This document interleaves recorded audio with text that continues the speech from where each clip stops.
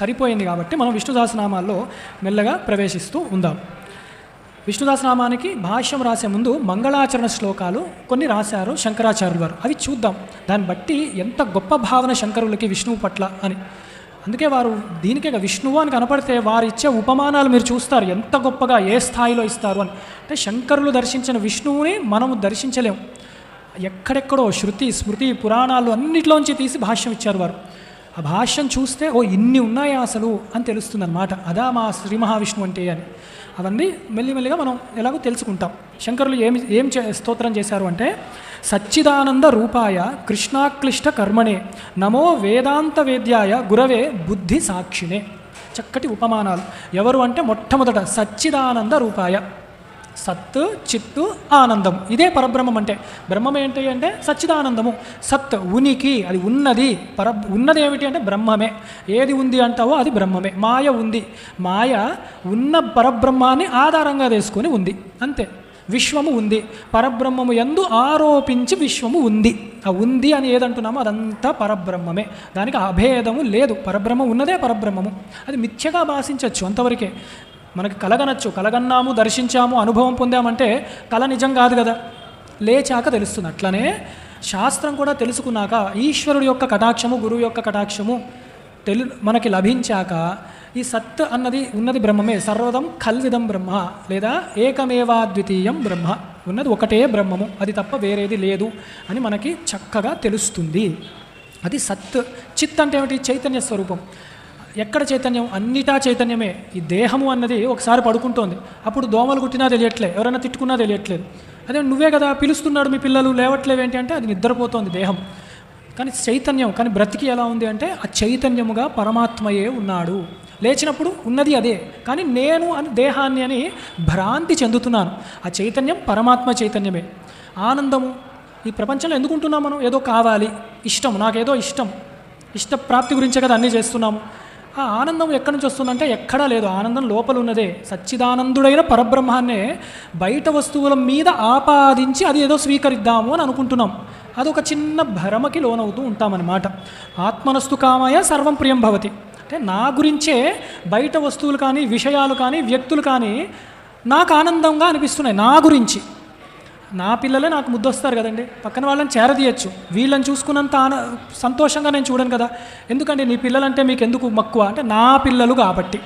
ఆ నా అన్నది ఎక్కడొస్తుంది? లోపలున్న ఆనందము. అది నాది కాదు, సచ్చిదానందం యొక్క లక్షణం. నేనేం చేస్తున్నాను? ఆ సత్తు చిత్తు ఆనందాన్ని నామరూపాత్మకమైన దేహాదులు ఇంద్రియాదులకి ఆపాదించేస్తున్నాను. ఆపాదించి నేనే శరీరము, నేనే ఇంద్రియాలు, నేనే మనస్సు అని ఎటో వెళ్ళిపోతున్నాను. అక్కడ దుఃఖాన్ని అనుభవిస్తున్నాను. అందుకని ఆ నామరూపాలు పక్కన పెట్టగా సచ్చిదానందమే మిగులుతుంది. అది ఆ పరబ్రహ్మమే అయ్యున్నాడనమాట. ఇదే మనం చూస్తూ ఉంటాం విష్ణుదాసనంలో కూడా. అంటే సత్ చిత్తు ఆనందము. అదే అస్థిభాతి ప్రియం నామరూప ఇత్యంశ పంచకం ఆద్యత్రయం బ్రహ్మరూపం తదోద్వయం జగద్రూపం అని. అంటే అస్థిభాతి ప్రియం, సత్తు చిత్తు ఆనందం, నామము రూపము, ఇదే ప్రపంచం. పంచభూతాలు కాదా ప్రపంచం? వేదాంతంలో ఇదే ప్రపంచం. ఇదే ప్రపంచం మనకి. మొదటి మూడు సత్తు చిత్త ఆనందం అస్థిభాతి ప్రియం అవి బ్రహ్మరూపం, బ్రహ్మాన్నే సూచిస్తున్నాయి. తర్వాత అవి నామరూపాలన్నవి జగత్తునే సూచిస్తున్నాయి. అదే జ్ఞానముద్ర అన్నమాట. అదే పరబ్రహ్మం పట్టుకు ఇలా చూపిస్తూ ఉంటారు. అది తెలుసుకోవడమే. శంకరులకి వెంటనే ఆ జ్ఞానముద్ర తత్వమసి జీవేశ్వర అభేదము అదే గుర్తొచ్చిందన్నమాట. కృష్ణ పరమాత్మను దర్శించగా 3 అవస్థలలో నేను అన్న జీవుడు ఈశ్వరుడు ఒకటే అయి ఉన్నాము. అది గుర్తొచ్చే సచ్చిదానంద రూపాయ కృష్ణాక్లిష్టకర్మనే. కృష్ణుడు, ఆ పరమాత్మ కృష్ణుడే అన్నమాట, యదుకులపతి. ఆయన్నే దర్శనం చేసుకుంటున్నాడు ఆయన. ఎవరంటే అక్లిష్టకర్మనే అంటే అద్భుతమైన అమోఘమైన మానవ మాతృలకు కాదు కదా, దేవతలు కూడా సాధ్యము కాని పనులు చేసేవాడు ఆ కృష్ణ పరమాత్మ. ఏమిటండి అది? నాకు చెప్పండి, నేను ఏ పనన్నా చేస్తా అంటారేమో. సృష్టి చేస్తాడు ఆయన, అది ఎవరి వల్ల అయ్యేది కాదు. స్థితి చేస్తాడు, అలాగే లయము కూడా చేయగలడు ఆయన. మోక్షాన్ని కూడా ఇవ్వగలడు. ఎవరి వల్ల అవుతుందంటే కుదరని పనది. బ్రహ్మగారు సృష్టి అని చెప్తారు కదా, మరి మోక్షం ఇవ్వగలడా బ్రహ్మగారు? చెయ్యలేడు. బ్రహ్మగారు కూడా కృష్ణుడి లేదా పరమాత్మ యొక్క అనుగ్రహంతో మాత్రమే సృష్టి అన్న కార్యము చెయ్యగలుగుతున్నాడు. అది నిలబడాలంటే మళ్ళీ ఆయనే అందరిలో దూరి ఉన్నాడు. తత్సృష్ట్వా తదేవానుప్రావిశత్, అందరిలో దూరి అది నిలబెడుతున్నాడు పరమాత్మ. అక్లిష్టకర్మనే. అందుకే రామస్య అక్లిష్టకర్మనే అని హనుమంతుల వారు అంటారు జయమంత్రంలో గుర్తుంటే. అదే అన్నమాట. పరమాత్మ అంటే భక్తులకి గుర్తొచ్చే పరమాత్మ అలా ఉంటుంది. నా స్వామి సృష్టి స్థితి లయాలు చేస్తాడే, నువ్వేమిటి చేసేది? అలా ఉండాలన్నమాట భక్తుడు అంటే. నమో వేదాంత వేద్యాయ అంటే వేదాంతము యందే భాసిస్తాడు, వేదములలో ప్రకాశిస్తాడు. వేదాంతములు అంటే వేదముకి అంతిమ భాగములు. అన్ని వేదములు అసలు ఏమి చెప్తున్నాయి? మనం ఒక పుస్తకం అంతా చదువుతాము, కొన్ని 1000 పేజీల పుస్తకం ఉంది, చూసాము, అర్థమైంది, ఒక 2 నెలలు చదివాము అనుకుందాం. తర్వాత ఎవరో వచ్చి అడిగారు, ఏముంది 2 నెలలు చదివే దీంట్లో అంటే తల కొట్టుకుంటాం. అరే 2 నెలల ముందు ఏముంది, ఎన్ని ఉన్నాయి అని ఒక 5 నిమిషాల్లో చెప్పాను. ఇంతేనా అంటే, మరి 2 నెలలు చదివామంటే లేదు చాలా ఉంది. ఈ చాలా ఉన్నది ఎలా గుర్తుపెట్టుకుంటాము అంటే సమరీ, లాస్ట్లో కన్క్లూజన్ అని రాస్తారు.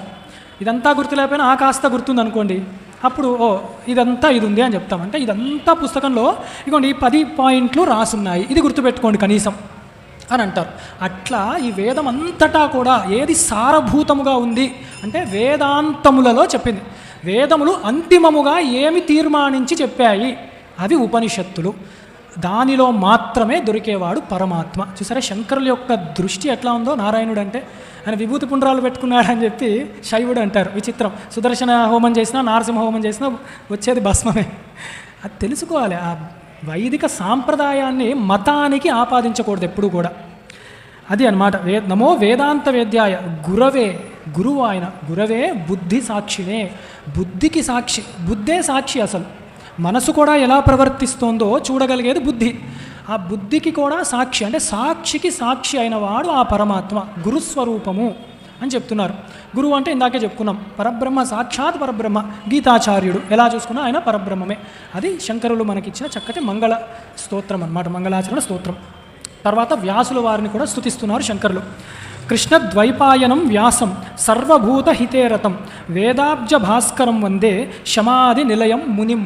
వారి గురువుగారిని చూస్తే అంత ప్రేమ. ఎందుకంటే గురువు అంటే శిష్యుల యొక్క మనసు, హృదయ కమలము వికసింపజేసేవాడు గురువు. అదే భావన వచ్చింది. ఎవరు వాళ్ళ గురువు అంటే కృష్ణద్వైపాయనుడు.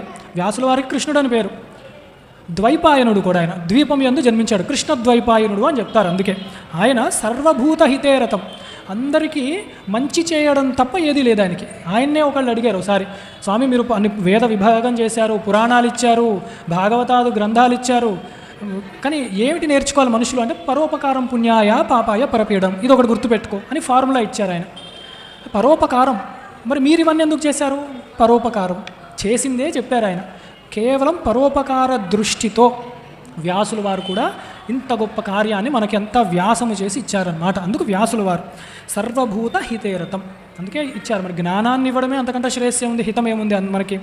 అలాగే వేదాబ్జ భాస్కరం ఉందే, ఈ వేదము అన్న కమలము వికసించాలి అన్నప్పుడు శిష్యుల యొక్క హృదయములో జ్ఞానము అన్న కమలము వికసించాలి అంటే ఆ వ్యాసుల వారి యొక్క మాటలు, వారి యొక్క అనుగ్రహం మాత్రమే అన్నమాట. శమాది నిలయం మునిం. శమాది అంటే శమాది షట్క సంపత్తి అని ఉంటుందన్నమాట. శమము, దమము, ఉపరిత, తితీక్ష, శ్రద్ధ, సమాధి అని కొన్ని ఉంటాయి. సమాధానము, ఇలాంటి చక్కటి గుణములకు ఆలవాలము, నిలయము అయినవాడనమాట. అంటే అంతరేంద్రియ బహిరేంద్రియ నిగ్రహము, శాస్త్రము, గురువు యందు శ్రద్ధ, ద్వైతముల యందు ఆయన మనసు లేకపోవడము, మనసు బయట తిరుగుతున్నా కూడా అంటే మనిషి బయట తిరుగుతున్నా కూడా మనసు ఎప్పుడూ లోపలే సమాధి అవస్థలో ఉండడము. అంత గొప్ప లక్షణాలు ఉన్న మా గురువుగారికి నమస్కారం చేసుకుంటున్నామన్నారు శంకరాచార్యులు వారు అన్నమాట. తర్వాత మళ్ళీ నారాయణుడిని వారు ఎందుకు రాస్తున్నారు ఈ గ్రంథాన్ని అన్నది ఇంకొక మంగళాచరణ శ్లోకంలో చెప్తూ, సహస్రమూర్తే పురుషోత్తమస్య సహస్రనేత్రాననపాదబాహో సహస్రనామ్నాం స్తవనం ప్రశస్తం నిరుచ్యతే జన్మ జరాది శాంత్యై. ఎంత గొప్పగా చూశారంటే విరాట్ స్వరూపాన్నే దర్శించారు శంకరులు. సహస్రమూర్తే, అన్ని మూర్తులు నీవే. సహస్రమూర్తి అంటే మళ్ళీ అర్జునుడికి ఇచ్చిన దర్శనం ఇవ్వక్కర్లా, అలాగే ధార్తరాష్ట్రులకి ఇచ్చినట్టు మళ్ళీ ఒక అవతారం తీసుకోకలే. ఇక్కడంతా కనపడేదంతా కూడా విష్ణుమయమే, సర్వం విష్ణుమయమే. సహస్రమూర్తులు అన్ని రూపాలుగా, అన్ని నామరూపములుగా ఇందాక చెప్పుకున్నాం. భాషించేదంతా కూడా నీవే అయ్యున్నావు. అందుకే విష్ణు సహస్రనామం మొట్టమొదటి నామమే విశ్వం. ఎందుకు? నామరూపాత్మకముగా భాషిస్తోంది. అది నీవే, నీకు అభిన్నము.